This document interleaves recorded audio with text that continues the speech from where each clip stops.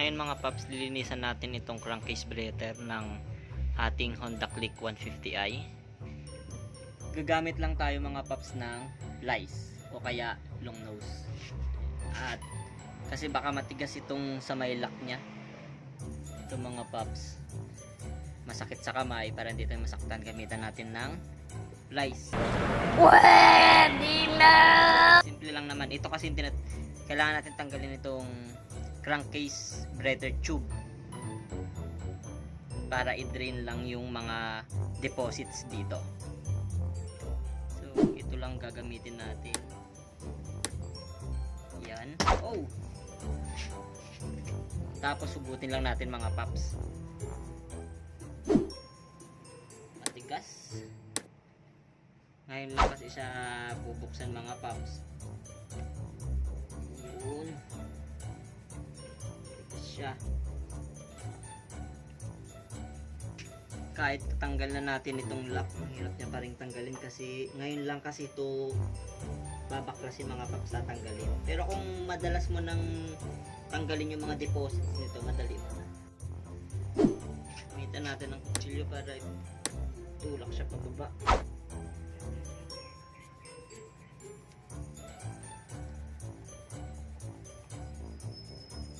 Yan mga paps, daan-daan lang. Yun. Ito mga paps, kapag maraming nabuhos, ibig sabihin marumi, pero dahil ito walang nabubuhos mga paps, malinis pa yung ating air cleaner, yung air filter niya paps pala, malinis pa, hindi pa natin kailangan magpalit. Pero kung sa loob nito mga paps may mga langis, o kaya pagkatanggal natin maraming nabuhos na mga deposits, mga alikabok, buhangin, o kaya langis, kailangan na natin magpalit mga paps ng air filter niya mga paps. Pero sa atin ngayon wala naman, malinis naman mga paps. Kailangan lang natin siyang punasan yung gilid na madumi.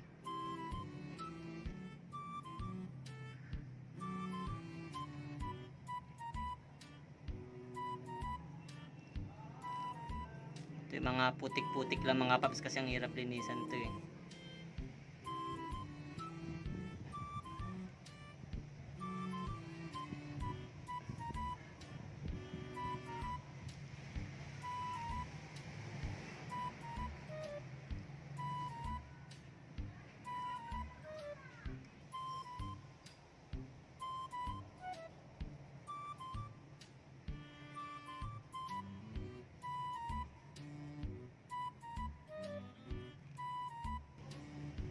Linisan na rin natin ito mga paps, gilid.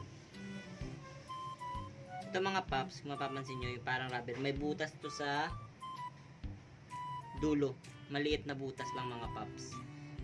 Ito yung crankcase breather. Ito mga paps na tinanggal natin, ito yung crankcase breather tube, kung saan nandito napupunta yung mga deposits.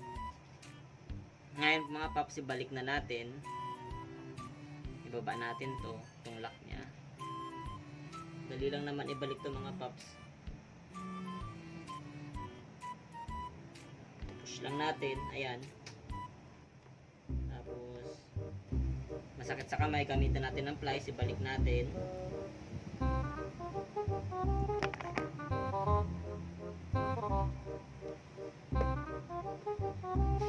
Ayan mga paps, tapos na. At salamat mga paps sa panonood. Simpleng video lang to ngayon para mabilisan lang mga paps. At mga paps, please subscribe to my channel at pakihit na rin ang notification bell mga paps. Thank you for watching. Ride safe and God bless.